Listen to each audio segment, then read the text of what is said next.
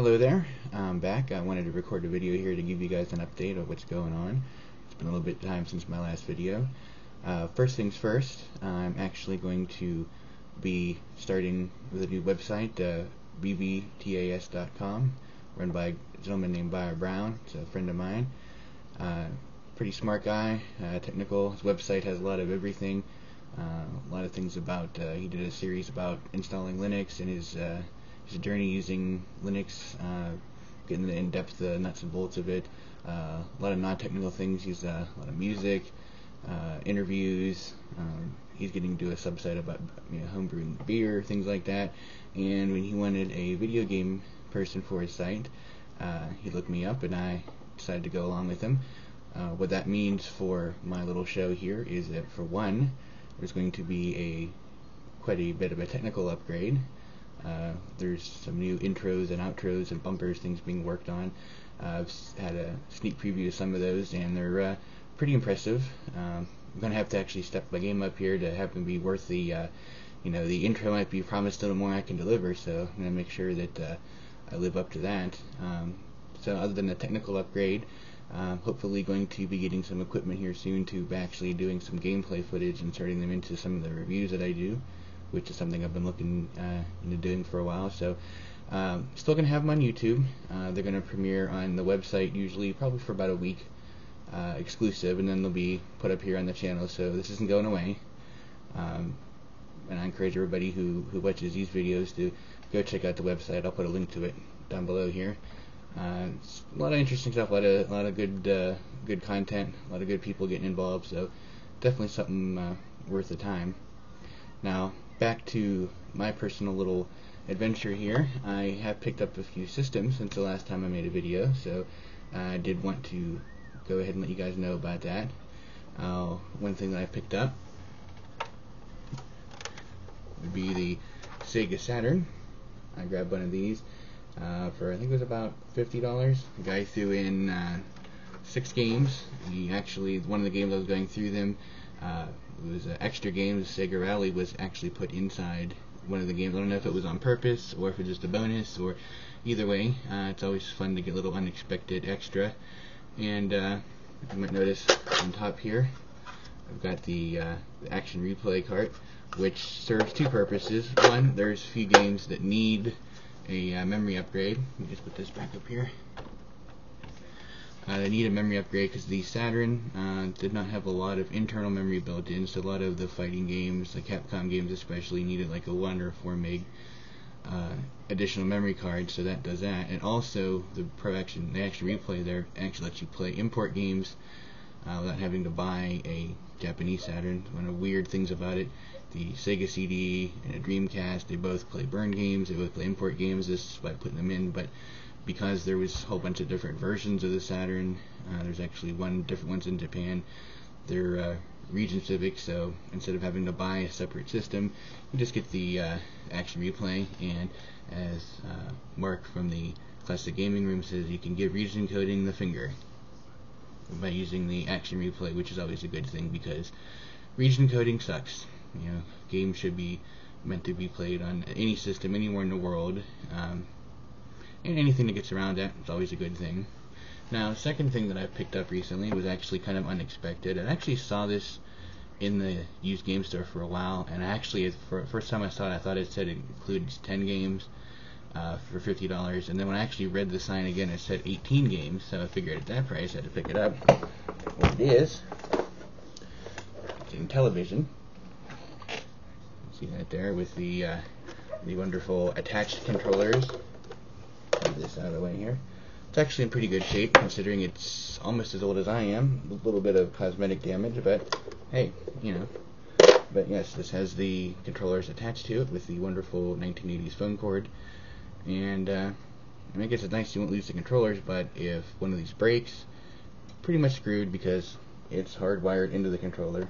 Now, there was a Model 2 of this that had removable controllers, which obviously is a lot more convenient if you have to repair anything, but it's a working system. It came with a lot of good games, Burger Time, Donkey Kong.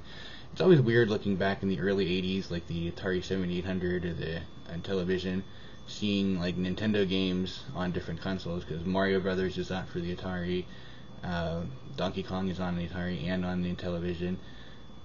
It's kind of like if there was the new Mario game came out on the Wii and Xbox 360. It's like you don't see that too much anymore, but it's a neat little historical curiosity, I guess. So hopefully we'll get some reviews on that soon. It's gonna be a little different because old school games like that hook up with the RF adapter, so it's gonna be real interesting getting some gameplay footage, because a lot of the techniques to get game footage don't really work with RF, but we'll figure something out. That's one of the things that the technical upgrade is going to bring to the site here.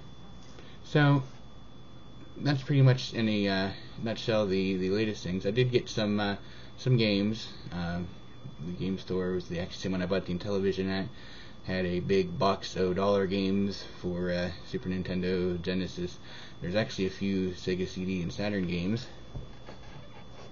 Well, first of all, the NHLPA Hockey 93 for Super Nintendo, with the wonderful obvious airbrushing of the logos out, because it had the license for the players but not the team. So a little early 90s sports game oddity there, that back in the days before both the players and the league were both signed on for games.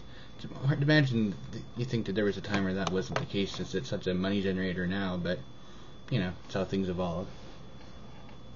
But speaking of sports games, I noticed when I was buying games that other than Mortal Kombat, I seem to have found a other franchise that I collect a lot of. It's NBA Jam. It's NBA Jam Extreme for the Sega Saturn. Don't really know what's too extreme about it. I think it's just another like updated rosters kind of thing. And NBA Jam for the Sega CD. And new player roster, another big selling point. Like most Sega CD games, it's pretty much just like the Genesis version, with updated rosters and CD quality sound. A lot of Sega CD games are like Genesis games with CD quality sound.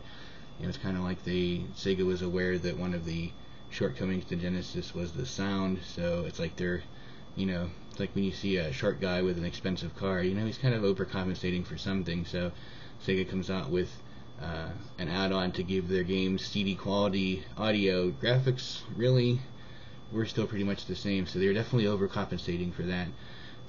But it's still a fun game if you have a working Sega CD, which seems to be becoming more and more of a rarity these days. Luckily mine does still work. It's a fun game to pick up. I think it was $1, $2.50, something like that. They're not very expensive. The thing about Sega CD games, you have to be careful where you're getting them. You can get them at most, like I get my stuff at the Exchange. They're usually anywhere from $1 to $2. Some of them are like $5.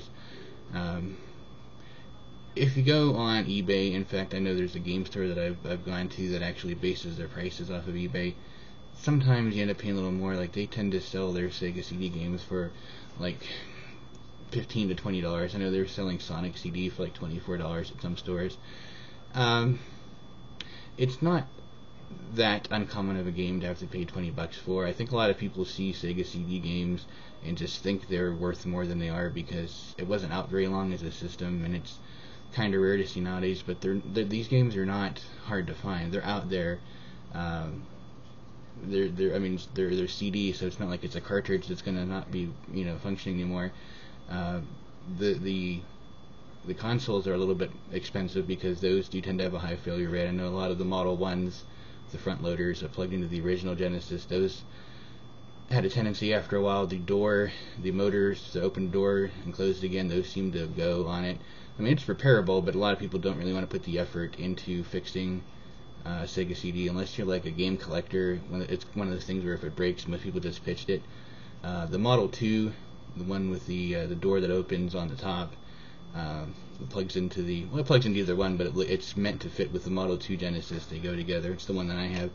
Those seem to last longer.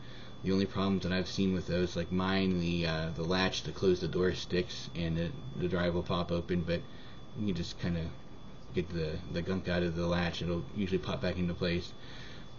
Those are a little easier to come by nowadays, because they still work, so you still see them for sale. But if you pick up a working system, there's a lot of good games for it. Just be careful you don't pay too much for them. So I think that's pretty much gonna wrap it up for now. A lot of the other games that I bought were just dollar sports games that uh, you get at any used game store. Personally, I picked up the NHL Hockey 91 for Genesis just simply because it was one of the first sports games into those era of sports games.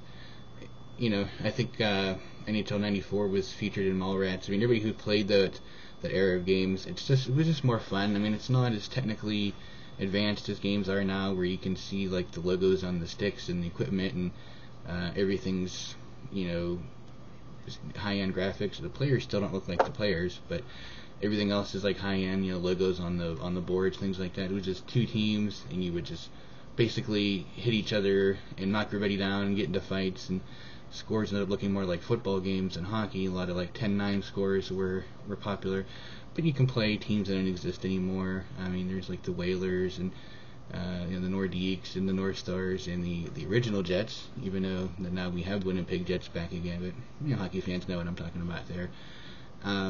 Plus, if you're like me and you're a Penguins fan, you get that 91 team with Mario and Yager and Paul Coffey and Kevin Stevens, and pretty much you can just destroy anybody in that game because they're just sick as far as how powered the team is. And it wasn't like they're some like Bo Jackson Tech Mobile overpowered. That's pretty much how they were in real life, so it's actually a fairly accurate representation. But it's a fun game to pick up if you ever see it. And that was pretty much the rest of my pickups, were just a few sports games, the bargain bin type like Tony La Russa baseball.